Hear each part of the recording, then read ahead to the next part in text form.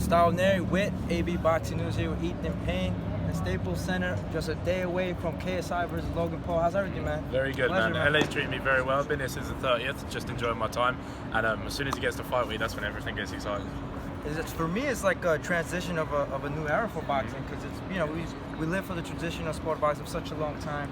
YouTube boxing has been like this latest trend. Tell us more about the YouTube boxing. I think people are just really obsessed with these guys that have got such big followings, and they're like cult heroes to the audience that they've all grown. And I think when you put them in that sort of arena to really battle it out and see who is the best, I think it just captivates the audience and just the mainstream media in general. Yeah. Why do you think specifically KSI, Logan Paul were able to capitalize on such a platform like the Zone, Staples Center, and knowing that? I think it's just the mainstream media saw the pull and the interest in these entertainers, because that's what they are. They are entertainers, and I think it just goes to show that these guys are pulling the same numbers as like world championship fights with Paul. And I think that's the reason you see these real mainstream companies getting involved with something now, and it really legitimizes what it is as well. There you go. For those that are hardcore strict boxing fans, they'll say, you know, these type of fights are taken away from guys that have been doing this sport for 10, 15, 20 years. What would be your counter-argument for that? My counter-argument is at the end of the day, a lot of it's going to come down to the interest in people. That's why some people could be the best trash talkers and they're going to get millions of pay-per-view buys, whatever it is. And I think it all comes down to the attention you're going to bring to an event. If you was to find two fighters that have been fighting for 15 years, 20 years, whatever it is, but there's not much character there, like they're just really quite low-key, they're not going to do that many pay-per-view buys. And I think it's almost like a slap in the face in some regards, and I can completely see how the boxing purists perceive it that way. But it's not a disrespect to the people's talent, because I think you can speak to JJ that he loves boxing. He's really grown into it, and he appreciates the skill and talent that goes into it. And it's not. I think people take it very personally from JJ and Logan, but it's not. They really appreciate the sport. They appreciate the craft that goes into it.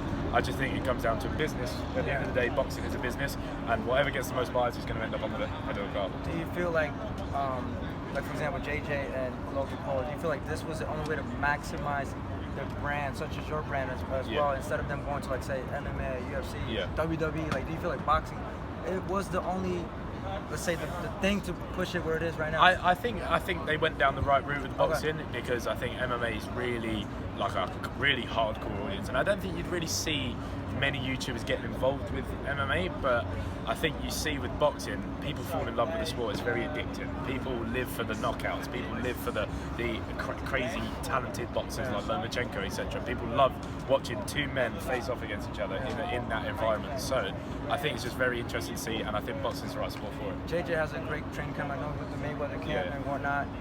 For your perspective, I don't know if you've seen him during his training camp. Who does he remind you of in terms of maybe fighters from the past? If anything, I would say being around Vidal, he picks up a lot of things from Vidal. Like JJ's left hook has now turned into a Vidal left hook, and there's footage of a Vidal left hook online that has ended a guy. And I think he's only naturally going to pick up that sort of style whilst training with him. They both train at the same weight as well. They both sit at the same weight.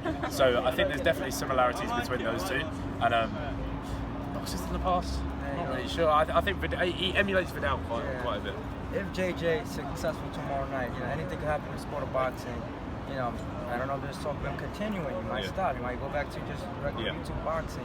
Do you feel like he could become potentially a world champion in 4 to 5 years? And if so, who do you see him beating? Let's say right now the heavyweight champions of the Wilders, the Furies, the Andrew Reed. Like, where do you see him? So I think long term, I think Shannon Briggs sort of let off that Logan could be a champion in the next 4 to 5 years.